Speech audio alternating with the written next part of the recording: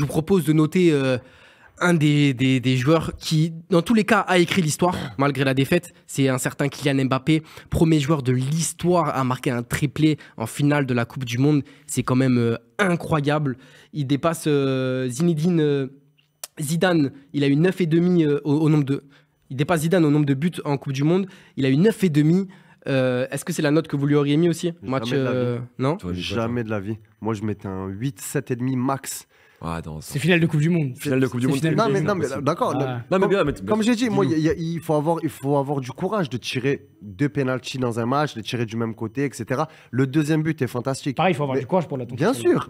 Il faut être en confiance de ouf. Mais pour moi, 9,5, non. Bah, tu mets un triplé, ok, mais moi, pour le reste du match. Ouais, parce que tout le reste, en fait. Oui, c'est sûr que si tu notes que les 15 dernières minutes, je lui mets 10, le mec. De toute façon, t'es avec nous, on t'a fait les plateaux depuis le début. T'as bien vu, à chaque fois, à chaque match, on fait le même constat. Il nous rend zinzin à faire n'importe quoi, ou presque. Ou être transparent. Pendant 3 quarts du temps, et puis après, il terminait par un but, une passe D, 2 buts, 2 passes D, peu importe, tu vois. Il était noté parce que c'est ça le but du football. Là, pour moi, encore une fois, oui, je suis d'accord avec toi, il nous rend fou, il est invisible. Pendant la 80 minutes, il défend pas sur son côté. Giroud, c'est à moitié à cause de lui qui sort parce qu'il le réaxe pour faire rentrer Thuram, comme il l'a fait contre le Maroc quand ça prenait l'eau sur le couloir. La même chose, donc à cause de lui, le plan initial est changé, potentiellement si Giroud n'est pas blessé. Mais derrière, qu'est-ce que tu veux dire? Enfin, il met un triplé finale de Coupe du Monde. Un but sensationnel. Peu importe, finalement, personne n'y croyait. Il redonne l'espoir. Il tremble pas face au penalty. Il marque un but phénoménal.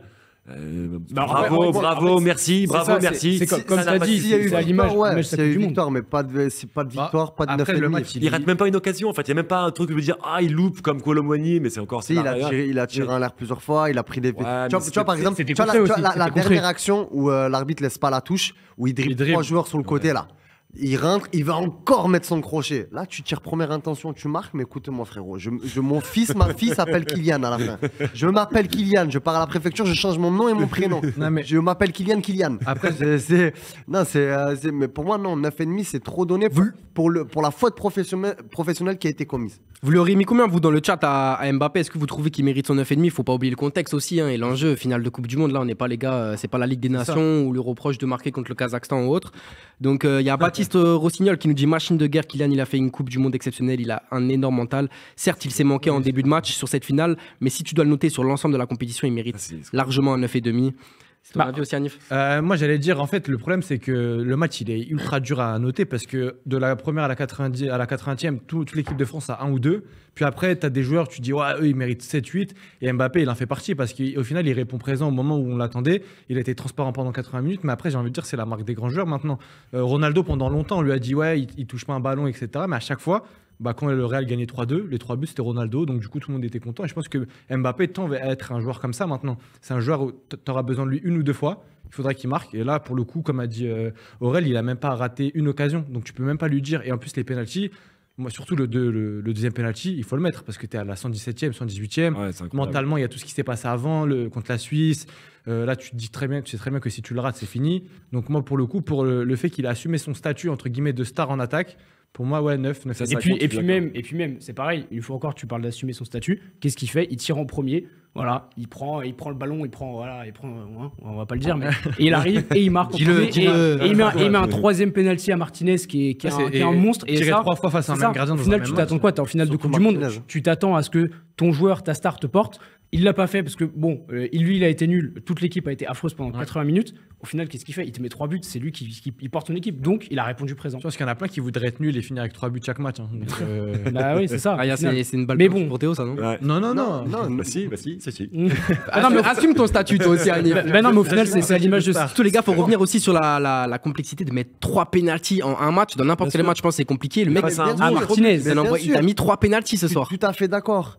Mais pour moi, je n'oublie pas ces 80 premières minutes. Alors que peut-être que s'il se réveille avant, peut-être qu'il en met 5 des buts, frère. C'est ça qui est moi ça qui me. Mais ça n'existe pas. Non mais moi à part dans le dessin animé. C'est ça qui m'énerve. Comment ça n'existe pas? Ça n'existe pas de mettre 5 buts en finale de. Bien sûr, il en a mis 3. Pourquoi pas 5 sur le football? Tu peux dire la même chose pour Messi. Quand tu le voyais prendre le ballon, dribbler tout le monde, aller marquer, il fait refais, recommence. Pourquoi tu le refais pas? Pourquoi tu le fais pas à chaque match? Tu vois, c'est pareil. Il y a Là, qu'est-ce que tu peux lui reprocher? Il met 3 buts, on revient du néant. Mais vous êtes des fous, quoi, les gars. Qu'est-ce que tu peux lui reprocher? Mais toutes les 80 premières minutes où tu fais pas tes efforts défensifs. Mais moi, Théo, je suis d'accord avec toi. Frère, quand tu vois Lionel Messi qui fait 1m52, il fait.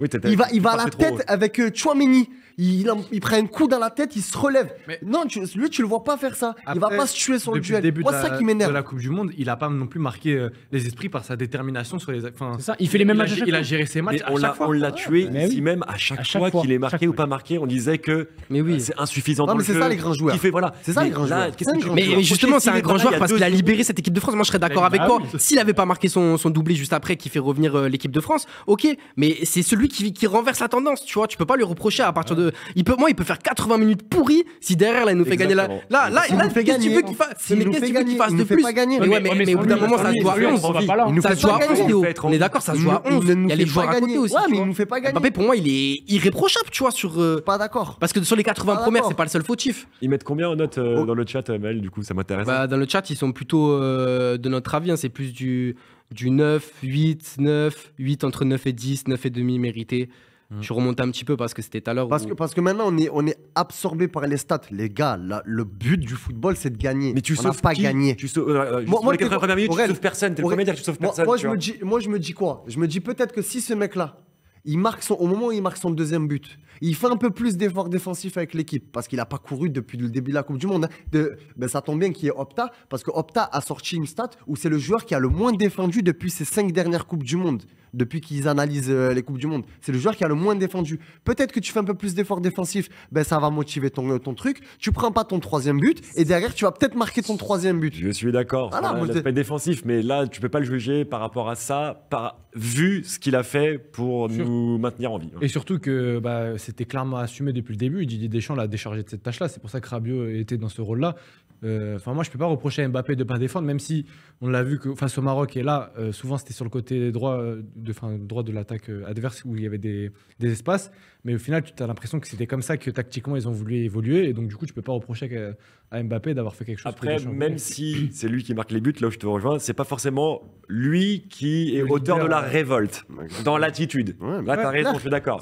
Et je pense que c'est un magnifique transition pour Mel qui. C'est pour ça que je sais pas les notes après, mais pour moi, Kolo Muani et Thuram méritent une meilleure note que Mbappé.